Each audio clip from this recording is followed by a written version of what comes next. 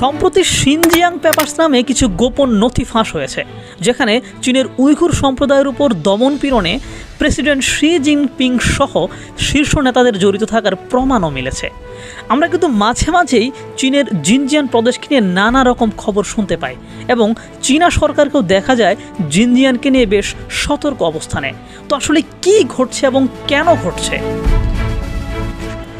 চীনের জিনজিয়াং প্রদেশে বসবাসকারী উইঘুরদের উপর চীনা সরকারের যে নির্যাতন, সেই বিষয়ে জানার পূর্বে আমাদেরকে জানতে হবে যে চীনের সাথে এই জিনজিয়াং প্রদেশের ইতিহাসটি আসলে কেমন এবং ওইখানে বসবাসকারী সবচেয়ে বড় সম্প্রদায় উইঘুরদের ইতিহাসটি কেমন। তারপর আমরা ধীরে ধীরে জানবো যে উইঘুরদের উপর চীনা সরকার আসলে কেমন দমনপীড়ন বা নির্যাতন চালায় এবং তার একটি ইম্প্যাক্ট কীভাবে বর্তমান বিশ্ব রাজনীতির উপর এসে পড়ছে। তো চলুন সে বিষয়ে জানতে থাকি।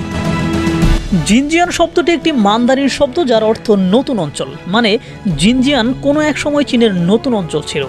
বর্তমানে জিনজিয়াং চীনের উত্তর পশ্চিম অংশে অবস্থিত সবচেয়ে বড় প্রশাসনিক অঞ্চল। এটি মধ্য এশিয়ার সাথে সংযুক্ত।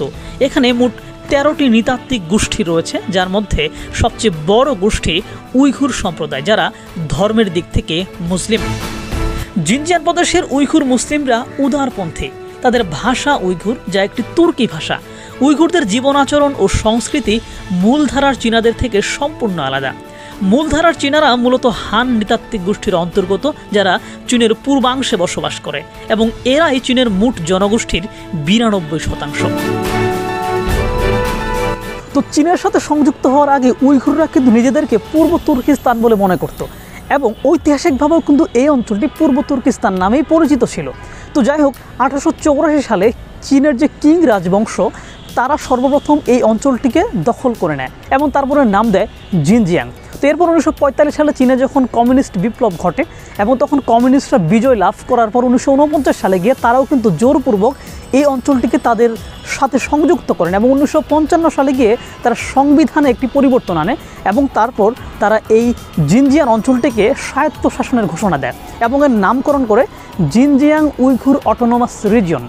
তবে কাগজে কলমে কিন্তু স্বায়ত্তশাসনের কথা থাকলেও আসলে বাস্তবিক অর্থে কিন্তু এই জিনজিয়াংয়ে কোনো স্বায়ত্তশাসন নেই। সেখানে কেন্দ্র সরকারের বিশেষ নিয়ন্ত্রণ রয়েছে। তো বিশ্ব মিডিয়ায় আমরা মাঝে মাঝেই শুনতে পাই যে জিনজিয়াং অঞ্চলে যেই বৃহৎ সম্প্রদায় উইঘুর, তাদের উপর চীনা সরকারের নানা ধরনের নির্যাতনের খবর। তো এই নির্মম নির্যাতনগুলোর স্বরূপ আসলে কেমন এবং কী ধরনের নির্যাতন সেখানে চলছে, সেই বিষয়ে বিস্তারিত জানবো এখন। তো চলুন সেটি জানতে থাকি।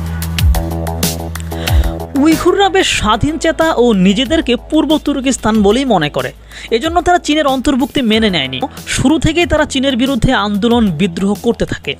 এ কারণে 1955 সালে জিনজিয়াংয়ে স্বায়ত্তশাসনের ঘোষণা দিয়েও তাদের স্বায়ত্তশাসন দেওয়া হয়নি, বরং নিষ্ঠুরভাবে তাদের সকল বিদ্রোহ দমন করা হয়েছে। তাদের ধর্ম, সংস্কৃতি ও রাজনৈতিক অধিকার হরণ করা হয়েছে। বাধা দেওয়া হয়েছে ধর্মীয় অনুশীলন করাতেও। তো 1949 সাল থেকেই চীন সরকার চাচ্ছিল জিনজিয়াংয়ের জনমিতিতে একটি পরিবর্তন আনার। যেহেতু ওই অঞ্চলের সংখ্যাগরিষ্ঠ উইঘুররা নিজেদেরকে চীনাদের সাথে রাখতে চায় না এবং স্বাধীন চেতা, এজন্য কীভাবে জিনজিয়াংয়ে উইঘুরদের সংখ্যা কমানো যায় এবং হানদের সংখ্যা বাড়ানো যায় সে নিয়ে কাজ শুরু করে চীনা প্রশাসন। আমরা জানি চীনে এক সন্তান নীতি ছিল। কেউ একটির বেশি সন্তান নিতে পারত না, কিন্তু এই নীতি চলাকালীন যেসব মূলধারার চীনারা জিনজিয়াংয়ে বাস করত, তারা একাধিক সন্তান নিতে পারত।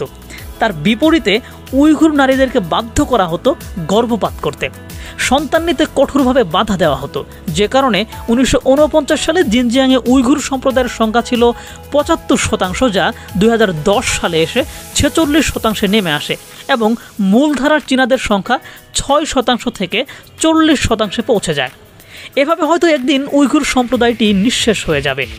এমনকি বর্তমান সময়ে জিনজিয়াংয়ের অর্থনৈতিক কাঠামো, রাজনৈতিক অঙ্গন ও প্রশাসনিক কাঠামোতে কোণঠাসার মধ্যে রাখা হয়েছে এই উইঘুরদের। কখনো কোনো জায়গাতেই উইঘুরদের ভালো অবস্থান দেওয়া হয়নি। এখন প্রশ্ন হচ্ছে, এত কিছুর পরেও কি উইঘুররা একেবারে চুপ ছিল? তারা চীন সরকারের বিরুদ্ধে কোনো বিদ্রোহ, আন্দোলন এসব কিছু করেনি? উত্তরটি হচ্ছে, তারা দেশের ভেতর থেকে এবং বাইরে থেকে চীন সরকারের বিরুদ্ধে তাদের যে আন্দোলন এবং বিদ্রোহ, সেটা তারা অব্যাহত রেখেছে। তো আমরা আগেই জেনেছি যে উইঘুর সম্প্রদায়ের যে জীবন আচরণ, সংস্কৃতি এবং তাদের যেই চিন্তাভাবনা বা আদর্শ, এগুলো আসলে কোনোটাই মূলধারার চীনাদের সাথে মেলে না, বরং তাদের মিল রয়েছে কাদের সাথে? মধ্য এশিয়ায় যে সমস্ত দেশ রয়েছে সেই সমস্ত দেশের যে মানুষজন, সেখানে যে বসবাসকারী সম্প্রদায়, তাদের সাথে। আমরা জানি কাজাকিস্তান, কিরগিজস্তান এবং উজবেকিস্তানে প্রায় 4 লাখ উইঘুর বসবাস করে এবং এরা কিন্তু জিনজিয়ানে বসবাসকারী উইঘুরদের সমর্থক এবং তাদেরকে সহযোগিতা করতে বদ্ধপরিকর। তো 1949 সাল থেকেই এই উইঘুররা চীনা সরকারের বিরুদ্ধে বিদ্রোহ শুরু করলেও 1968 সালে গিয়ে এটি একেবারে সামনে চলে আসে, যখন তাদের একটি সংগঠন আত্মপ্রকাশ করে যার নাম ইস্ট তুর্কিস্তান রিপাবলিকান পার্টি। এবং এই সংগঠনটির মাধ্যমেই তারা দেশের ভেতরে নানান ধরনের আন্দোলন পরিচালনা করে এবং বিদ্রোহ সংগঠন করে। এবং এই সংগঠনটি ছিল মূলত মার্ক্সবাদী এবং সোভিয়েত ইউনিয়ন এই সংগঠনটিকে তখন সহযোগিতা করত। কিন্তু 1970 সালে গিয়ে চীনা সরকারের ব্যাপক দমনপীড়ন এবং সোভিয়েত রাশিয়ার সহযোগিতা করা বন্ধ হয়ে গেলে এই সংগঠনটি ধীরে ধীরে দুর্বল হয়ে পড়ে। এরপর 1980 সালে সেখানে প্রতিষ্ঠিত হয় ইস্ট তুর্কিস্তান ইসলামিক পার্টি। এই সংগঠনটি চীনের ভেতরে ব্যাপক পরিমাণে বিদ্রোহ ঘটায় এবং এখন পর্যন্ত এই সংগঠনের বিদ্রোহ এবং তাদের যে হামলা হত্যাযজ্ঞ সেগুলো অব্যাহত রয়েছে। 2004 থেকে 2014 সাল পর্যন্ত চীনা সরকারের নানান দমনপীড়ন এবং প্রতিরোধ ব্যবস্থার পরেও 468 জন চীনা নাগরিক কিন্তু এই ইস্ট তুর্কিস্তান ইসলামিক পার্টির আক্রমণে নিহত হয়েছে। এবং চীনা সরকার এটি নিয়ে এখন পর্যন্ত চিন্তিত যে এত কিছু করার পরেও তাদের এই আন্দোলন কিংবা বিদ্রোহ কেন থামানো যাচ্ছে না। এই অঞ্চলটাতে শান্তি প্রতিষ্ঠা করা বা যাতে বিশৃঙ্খলা না হয় এটি রক্ষা করা চীন সরকারের জন্য অনেক বেশি গুরুত্বপূর্ণ, কেননা এই অঞ্চলটি চীনের কাছে অনেক বেশি গুরুত্বপূর্ণ। এই অঞ্চলটি হচ্ছে চীনের রাজনীতি, অর্থনীতি কিংবা নিরাপত্তা প্রত্যেকটা স্বার্থের জন্যই গুরুত্বপূর্ণ। আমরা জানি যে মধ্য এশিয়া, ইউরোপ বা মধ্যপ্রাচ্য কিংবা পশ্চিম এশিয়ার সাথে চীনের যে স্থলপথের যোগাযোগ ব্যবস্থা, সেটার একমাত্র পথই হচ্ছে এই জিনজিয়ান প্রদেশ। সুতরাং এই অঞ্চলে যদি কখনও কোনোভাবে বিদেশি শক্তি মাথাচাড়া দিয়ে ওঠে বা এই অঞ্চলে যদি বিশৃঙ্খলা চলতে থাকে, তাহলে এই বিশৃঙ্খলার আড়ালে কিন্তু সেখানে বহির্শক্তিগুলোও সক্রিয় থাকতে পারে, যেটি চীনের নিরাপত্তার জন্য একটি হুমকি এবং এই অঞ্চল দিয়ে চীনের যে বাণিজ্য কিংবা চলাচল সেটিতে একটি আঘাত তৈরি করবে। পাশাপাশি চীন 2013 সালে যে উদ্যোগটি গ্রহণ করে বেল্ট অ্যান্ড রোড ইনিশিয়েটিভ, সেটির 9টি করিডোরের ভিতরে 3টি করিডোর রয়েছে এই জিনজিয়ান প্রদেশের উপর দিয়ে। এখন এই বেল্ট অ্যান্ড রোড ইনিশিয়েটিভের মাধ্যমে কিন্তু চীন সরকার একটি পরিকল্পনা করেছে যে এই বিশাল অঞ্চলে তার একটি প্রভাব বলয় তৈরি করার। সুতরাং এই পরিকল্পনাটি ঠিকঠাক যদি বাস্তবায়ন করতে চায়, তাহলে তাকে এই অঞ্চলে একটি স্থিতিশীল অবস্থা রাখতে হবে, নইলে তার এই বেল্ট অ্যান্ড রোড ইনিশিয়েটিভটা সে বাস্তবায়ন করতে পারবে না। পাশাপাশি যদি আমরা অর্থনীতির দিকে যাই, দেখব যে খনিজ সম্পদের দিক থেকে এই অঞ্চল এত বেশি গুরুত্বপূর্ণ যে চীনের মোট 122 রকমের খনিজ সম্পদের 1000টিরও বেশি ক্ষেত্র রয়েছে এই অঞ্চলে। পাশাপাশি চীনের যে অন্যতম প্রধান কিছু খনিজ সম্পদ, প্রাকৃতিক গ্যাস, কয়লা এবং খনিজ তেল, এদের 78% মজুদ রয়েছে এই অঞ্চলটির ভেতরে, যেটি আসলে অনেক বেশি লোভনীয় একটি ব্যাপার, যেটি কখনোই চীন ছাড়তে চাইবে না। যদি আমরা কৃষিকাজের দিকে তাকাই, তাহলে দেখব চীন বস্ত্রশিল্পের একটি প্রথম সারির রাষ্ট্র এবং চীনের যে বস্ত্রশিল্পের প্রধান কাঁচামাল তুলা, সেই তুলার 80% উৎপাদন হয় হচ্ছে এই জিনজিয়ান প্রদেশে এবং এখানে আরও বেশি তুলা উৎপাদনের সম্ভাবনা রয়েছে। পাশাপাশি অন্যান্য বিভিন্ন কৃষিজ পণ্য উৎপাদনের ক্ষেত্রেও কিন্তু এই অঞ্চলটা অনেক বেশি গুরুত্বপূর্ণ। তো এত কিছুর বিবেচনায় কিন্তু আমাদের এটি আর বুঝতে বাকি নেই যে কেন চীন সরকারের কাছে জিনজিয়ান প্রদেশটি অনেক বেশি গুরুত্বপূর্ণ। তো আসলে এখন চীন সরকার মূলত কী করতে চাইছে যে এই অঞ্চলে শান্তি শৃঙ্খলা বজায় রাখার জন্য?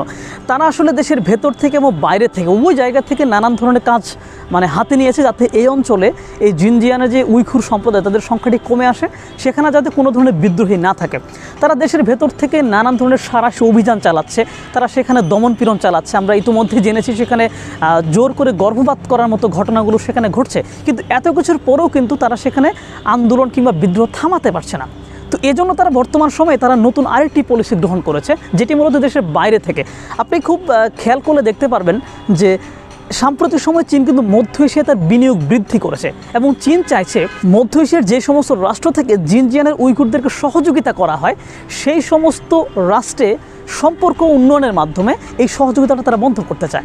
এজন্য আমরা দেখবেন যে মধ্য এশিয়ার যে সমস্ত দেশ থেকে সহযোগিতা আসার কথা শোনা যায়, সেই সমস্ত রাষ্ট্রের সাথে চীনের সম্পর্ক বৃদ্ধি করার চেষ্টা করছে। পাশাপাশি যে সমস্ত ইসলামিক সংগঠন এই উইঘুরের এই সংগঠনটিকে সহযোগিতা করে বা উইঘুরদেরকে সহযোগিতা করে, চীন সরকার চাইছে ওই সমস্ত সংগঠনের সাথে একটি সম্পর্ক উন্নয়নের মাধ্যমে তারাও যাতে উইঘুরদেরকে আর সহযোগিতা না করে সেই ব্যাপারটা নিশ্চিত করা। অর্থাৎ চীন এমনটি চাইছে, ভেতর থেকে তারা সাঁড়াশি অভিযান এবং দমনপীড়নের মাধ্যমে তা আন্দোলন শেষ করার চেষ্টা করে যাচ্ছে। পাশাপাশি বাইরে থেকে যারা যারা এই গোষ্ঠীকে সহযোগিতা করছে, ওই সহযোগিতার ক্ষেত্রগুলো তারা বন্ধ করে দিতে চাইছে, যাতে করে কোনোভাবেই এই উইঘুর সম্প্রদায়ের মাথা উঁচু করে না দাঁড়াতে পারে। তো আসলে এইভাবেই চলতে থাকলে হয়তো একটা সময় দেখা যাবে যে উইঘুর সম্প্রদায় মানে খুব বেশি আর আগাতে পারবে না, তারা হয়তো একটা সময় ধীরে ধীরে নিঃশেষ হয়ে যাবে। তো দেখা যাক আসলে ঘটনা কোন দিকে যায়, উইঘুরদের ভবিষ্যৎ আসলে কেমন হয়, আমরা আসলে দেখতে থাকবো। তবে আমরা চাই যে আসলে বিশ্বের প্রত্যেকটা জায়গায় শান্তি প্রতিষ্ঠিত হোক। তো সরল কথক শাহিদিনের এই পেজটিতে হচ্ছে এরকম সমসাময়িক আন্তর্জাতিক বিভিন্ন ঘটনার সহজ ব্যাখ্যা নিয়ে আলোচনা করা হয়। তো আপনি যদি এই চ্যানেলে নতুন হয়ে থাকেন বা এই পেজে নতুন হয়ে থাকেন, তাহলে অবশ্যই আমাদের এই চ্যানেলটিকে সাবস্ক্রাইব করুন এবং আমাদের পেজে ফলো করে পাশে থাকুন। তো পরবর্তী আলোচনা আবার দেখা হবে। ভালো থাকবেন এবং সুস্থ থাকবেন।